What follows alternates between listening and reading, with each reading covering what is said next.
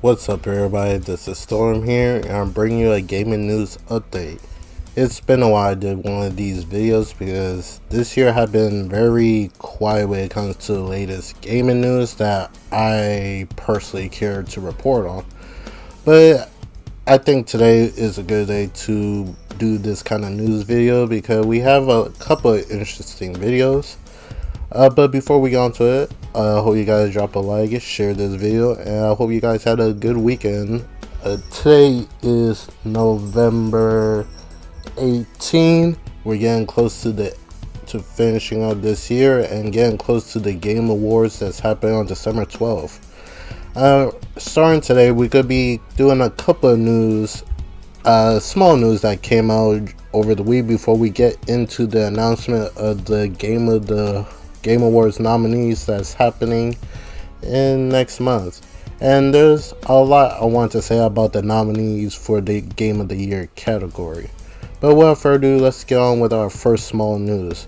Our first small news comes from a supposed rumor of what would be Naughty Dog IP that they're working on. It's so far as a rumor, but reports are saying that Naughty Dog new next IP game that they've been working on has been worked on since 2020. Sony have let Neil Druckmann, who's the head of the Naughty Dog studio, to have complete creative freedom. Basically, he has the whole control on how this game be made. But one thing is, he is not allowed to announce the game is only up to Sony. So, with that being said, take that as you will, since we don't know what could this potentially be. This could be a totally new IP, probably Last of Us Part 3, but we just have to wait and see. We don't know when we're possibly going to get the announcement of what this IP could be. Rumors suggest it's like what is it? Rumors suggest it's like a like a fantasy RPG type of game, or possibly a whole IP altogether, because rumor is, I believe it was Santa Monica supposedly doing some type of sci-fi, so Naughty Dog doing a fantasy type game. That could be very interesting. So we just have to wait and see on that. The next bit of news, according to a job listing that suggests that we're going to get an announcement of the Horizon multiplayer game sometime next year. According to Next Gen Player, Horizon multiplayer game launching in 2025. Job posting suggests the job listing calls for availability in the first half of 2025, indicating that Guerrilla Games is in the final stages of the next game. So this was not very surprising, judging because Guerrilla Games is trying to market Horizon with different stuff. Like they just came out with a Lego Horizon game. It's supposed to get some type of TV show also. So the heavily marketing Horizon franchise is being strongly pushed. There is a rumor some type of well, we are gonna get Horizon 3. It just more than likely the passing of Lance Reddick, who played as Silas, let him rest in peace. I believe that probably pushed development of Horizon 3 back a bit, because now they have to look for somebody to play as him for the Part 3 game. I believe in the Lego game they got somebody to play as him, so we'll see if they're gonna use that same voice actor for who they have for the Lego game. But yeah, Horizon getting a multiplayer game, if the rumor turns out to be true, is gonna be coming out sometime next year. It's more than likely it's gonna launch same day as PC, since that's PlayStation focus when it comes to multiplayer games. They wanted to launch it the same time of a PC release along with the PS5. So single player games, console first, a year or two later, then goes to PC. Multiplayer day one with the console. So that's basically a PlayStation move right now. So we just gotta wait and see if it's going to come out next year. Because there's a certain rumor going around. There was a trailer that PlayStation launched, like some big advertisement, live action trailer that shows people in the city and stuff. It's basically a big old PlayStation promotion. But in one scene in that trailer was a airport sign for flights and stuff. One of the stuff said December 3rd, and with the PlayStation symbol under it. And if I remember right, I believe people said December 3rd is the mark of the PlayStation 30th anniversary, or somewhere along the line that week. And there was a rumor going around so that PlayStation was planning something in December that will take place before the Game Awards. Don't know how true this is. I just know as soon as people saw that, the speculation is coming out, because I do agree with some people. PlayStation have been very quiet when it comes to their first party games, but I truly believe, judging like all the stuff that happened, like the whole Last of Us Part 2 game getting leaked, the whole Insomniac hack thing that happened last year, I believe like PlayStation, especially when it comes to their first party, they want to keep everything hush and hush. Like, I think the whole Insomniac leak really pushed them to they're not gonna announce anything until it's like they're ready to go, in my opinion. I could be totally wrong, but it just, ever since that whole hacking situation happened, they've been extra quiet. Like, they want to show stuff on their own turn. For example, Sucker Punch news game Ghost of Yotai. Like, that got announced this year and it's coming out next year. So that kind of gives me evidence that they want to announce stuff. They want to announce their stuff when it's like near the finish out, being complete and ready to go out to consumers. Me personally, I think that's a good strategy. Like, it's a double-edged sword. It's bad for those who wanted to see what you got coming, and the fact you're taking so long to announce it. But it's also good that they want to launch it when it's good and ready to be announced, so people don't have to wait one to 2 years until the game comes out. Like the whole, even like right now with Marvel Wolverine, I believe that was announced in, I believe it was announced in 2022. No, was it 20? I think it was 2021.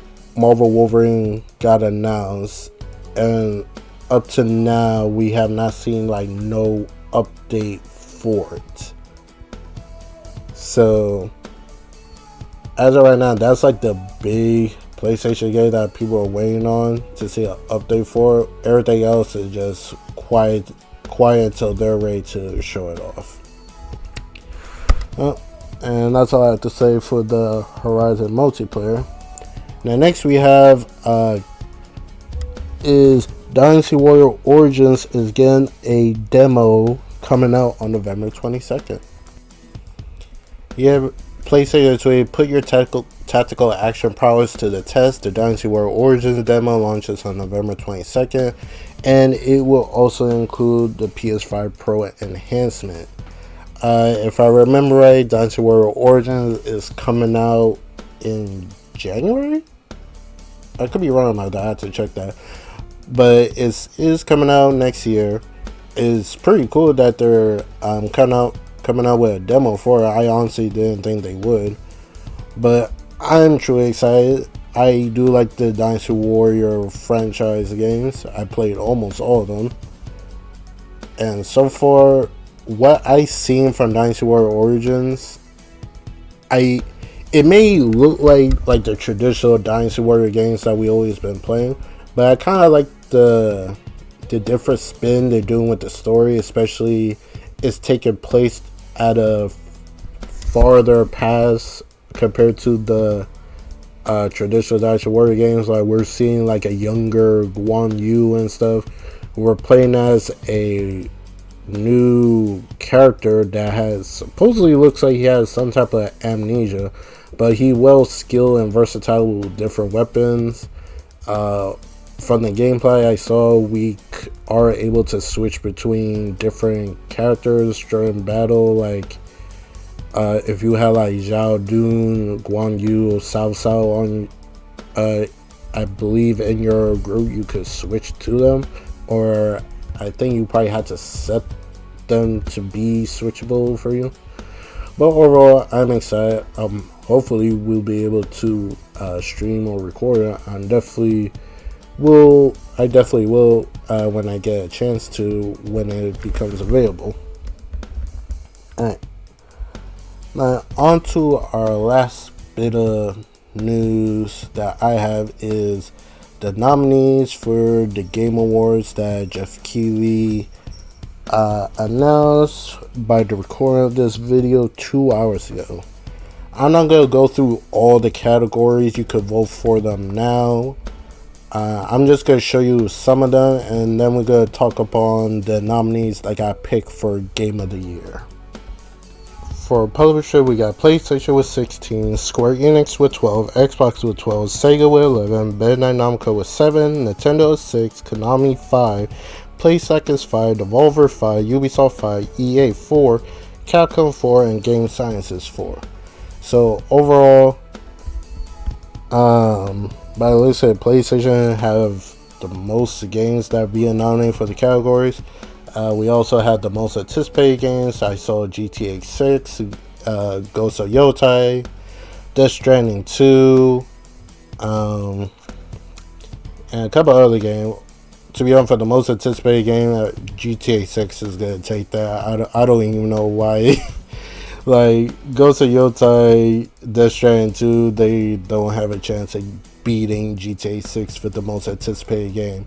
And I did saw Metro Prime 4, that's also up there too. But yeah, GTA 6 could win that. There have, like, for the best game direction, there was Astrobot, Metaphor, Final Fantasy VII Rebirth, Best Action Game, Stellar Blade. For some reason, like Black Ops 6 is nominated for Best Action Game.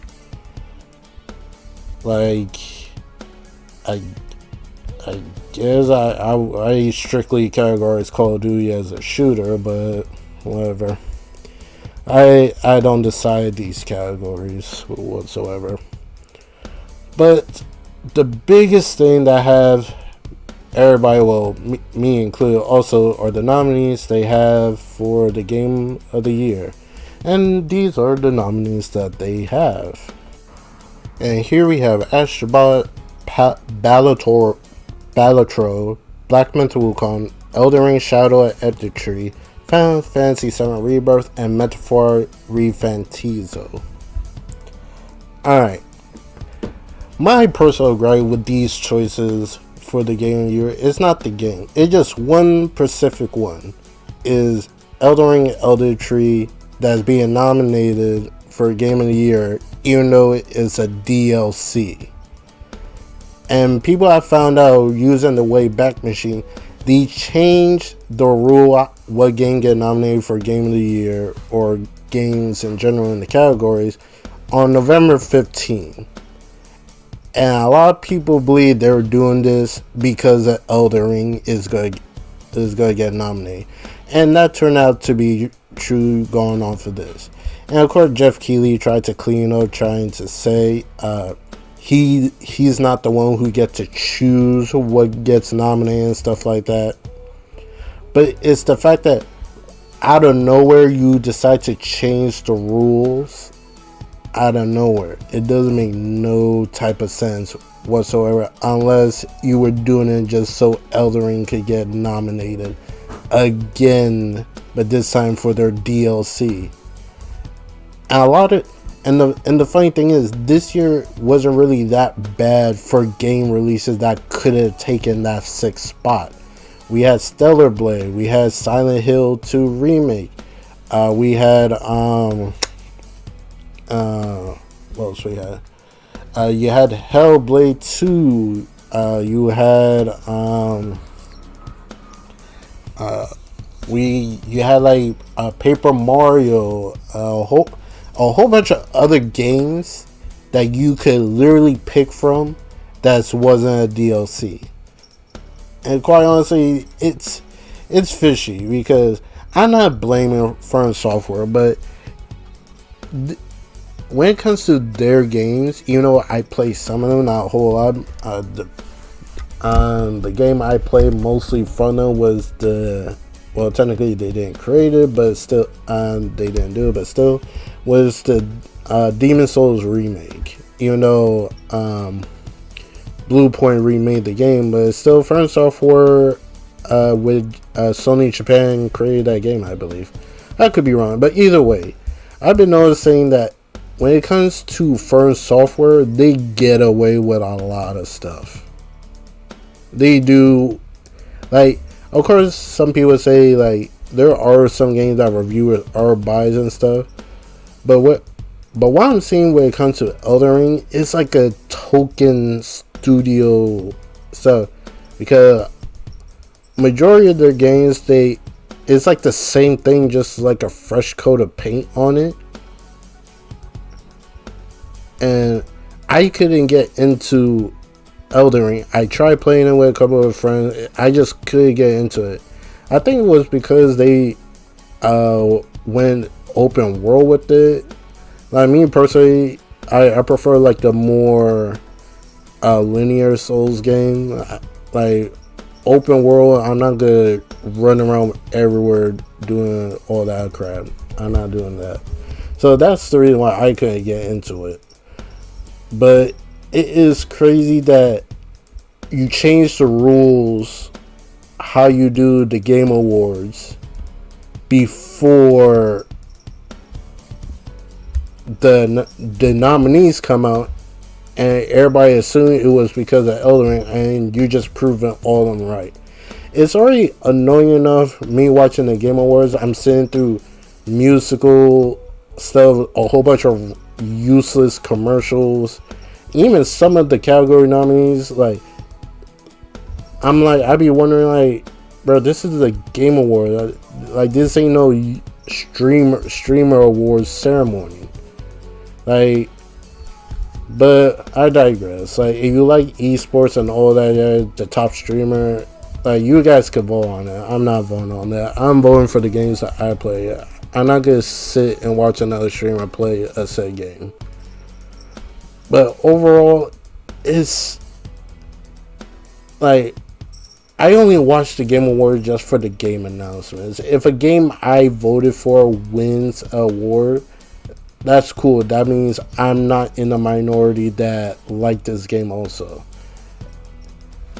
But the fact that a DLC get it just looked hella fishy. It just really looked hella fishy. Like, I don't know why this was a thing. I don't know why you changed how your award show been going for the last couple of years, because the thing is, we had DLCs win awards before. Like in 2016 when I think it was The Witcher 3 Blood and Wine, it got nominated for the best RPG for 2016. And I don't know if people had a problem with a DLC winning best RPG. Like, granted, I wasn't really keeping watch of what, like, RPG games during that year. If it was like a very slow year and that was like the only biggest RPG came out that year, I couldn't understand that getting nominated. In my opinion, I think DLC should have their own separate category. What was the best DLC that released that year? In my opinion, I think they should have done that. I believe they should have just made a whole category for DLC. But instead, you're snubbing out other games that could have gotten the Game of the Year spot. Because, in my opinion, I would put Stellar Blade because it did something different compared to what we had this year. Or you could have put Silent Hill 2 Remake because, let's be honest, a lot of people wrote in all Bloober team because they think people believe they were gonna mess up the Silent Hill 2 Remake because the last couple of games from Bloober team did not have a good track record. I'm talking about like I think it was what was that game? Blair Witch, and there was another game that they did. It was a horror game. I can't remember what it was, but I believe it was on Xbox. Then it came to PlayStation. Whatever. I can't remember the game, but I bet you guys know the game I'm talking about. With those games that they came out, a lot of people were not really feeling Bloober team doing a Silent Hill 2 remake, but it turned out they proved them wrong. And I think like them doing this right. Granted, you could say that they just basically just look at the person's homework and just build up from that. Like, yeah, you could say it, but the thing is, even if you're remaking a already existing game, you can still mess it up. Like, you can still mess it up. So the fact that they did it well, very well, that people be like, oh, Bloober team got it. So especially Bloober team came out and said they were gonna do they were gonna lock in and do games better, which is like, come on now. So I think Silent Hill 2 could have been a better choice to be put in the 6th spot for nominees for the Game of the Year. But that's just me. Like, honestly, what I'm seeing that's going on social media right now, like, even other people are not happy about it. And of course, they always sometimes try to say like, well, the Elden Ring DLC is a better DLC compared to those games. So like, you could have that opinion, but the point still stands. A DLC which you need Elden Ring to play is being nominated for Game of the Year compared to other games. But I digress. That's the latest news that came out for this year. I'm probably gonna bring this series back when there is like worth news report on. I am gonna watch the Game Awards when it comes out. I'm gonna try to see if I doubt I'll be able to do a whole live stream, but I am gonna record my reaction to it and just post that up later. But with that being said, this is Storm, and I hope you guys enjoy the rest of your day, and I'll catch you guys in the next video. Peace out.